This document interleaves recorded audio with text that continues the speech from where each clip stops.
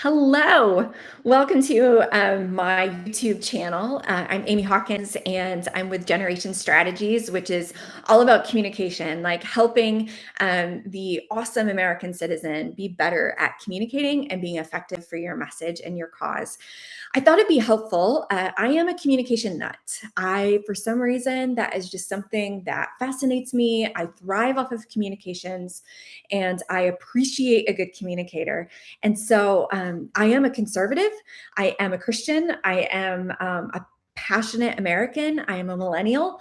That if there is something that I can do to help you and your cause communicate more effectively, it will just make my day. So, here, get a pen and paper out if you want, but here are some of the core avenues of communication.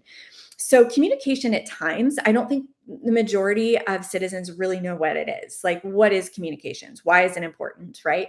Well, what are the different kinds of communication? Yes, we think about social media, but ooh, it's so much more. Ever since the beginning of time, there has been communication. If you think about it, even like gosh, like back in the Garden of Eden, it was the snake that was communicating to Eve, right? Communication is fascinating because it is what God used to bring about the existence of the earth. Go back and read the Bible, and it talks about how, he spoke it into existence. It doesn't say he created a business and then he brought it into existence. Hey, business matters. Don't get me wrong on that. But I'll expound on this really quickly. That it is all about like communication comes in different forms, but communication matters. And it is the very thing, the very essence God used communication to create. So there is a form of communication right there is your words, right? We naturally think of that like public speaking, that is communications. When you're talking to a spouse, that is communications. When you're talking to your child or you're frustrated with your neighbor, that is communications. When you're informing your colleagues or reporting to the board or speaking up at a school board meeting, that is communication. So like the words, your spoken word, that is communications. But also is the written word. Oftentimes, you have people that feel more comfortable communicating through writing out their grievances or writing out their frustrations or writing a book or writing program material, right? That is another form of communications. Uh, the emotional, especially if you're in a relationship, there is emotional vein of communications, right? Like between husband and wife and between parent and child and between best friends, there is like a certain communication, emotional communication. There's also the nonverbal communication, which I think we're impacted by that even more than we realize.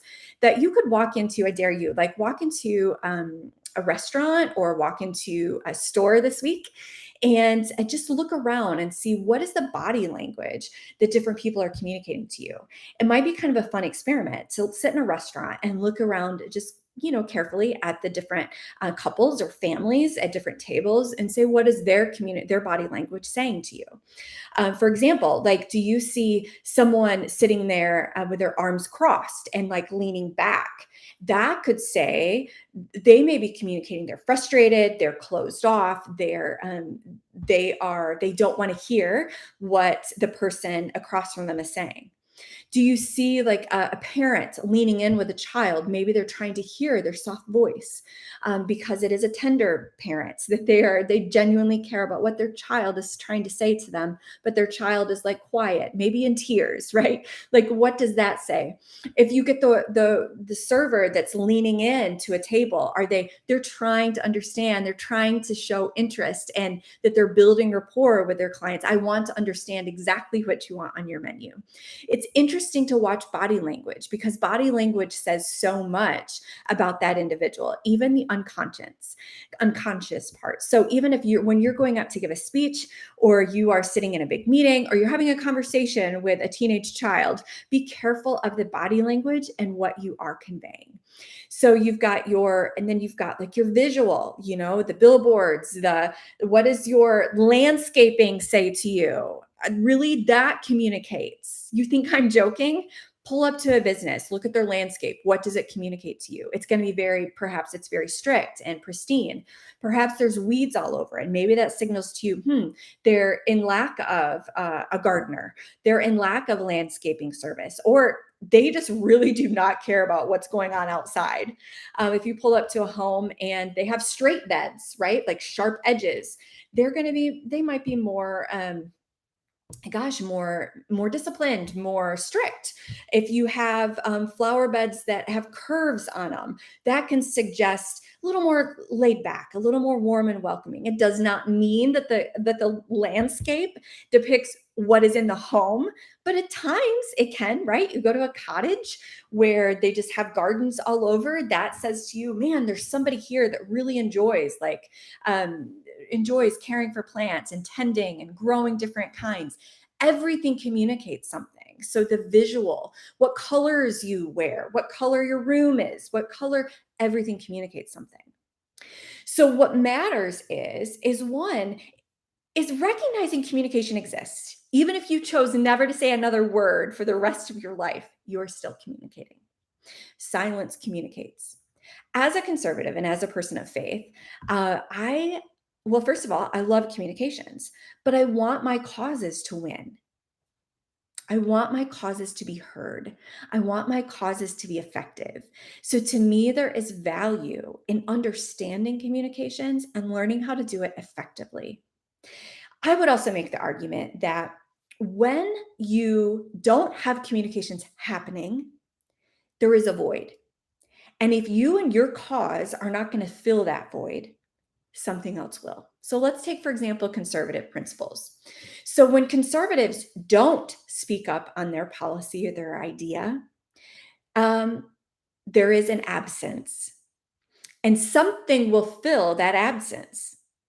What's going to fill it? Well, the progressive narrative from maybe the liberal mainstream media, maybe the grassroots who they yearn to understand and to grasp what's happening, but they aren't hearing anything from their next door conservative leaders. So they're going to tap into and reach out to whatever they can find. And if they can find something on the national level that's speaking to what they think the situation is, they're going to run with that as truth. So when you and I, as conservatives, people of faith, people that are driving cause, when we do not speak up, when we do not communicate, when we do not communicate effectively, we leave a void. And that void then is filled by our opposition, or it's filled by somebody that will speak to that space. And to the consumer that is looking for communication, whoever is speaking into that space becomes either their hero or the enemy.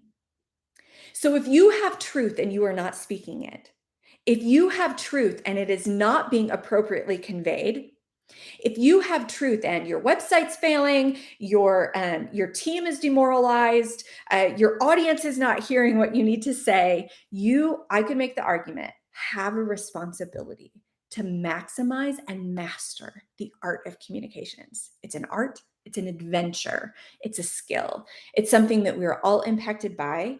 And hopefully, you now start to pay more attention to what are the messages I'm taking in and what are the messages I'm taking out. You have your visual communication, you have your written communication, you have your spoken communication, you have your emotional communication. And these are all different communication forms that matter. So pay attention and watch your world change.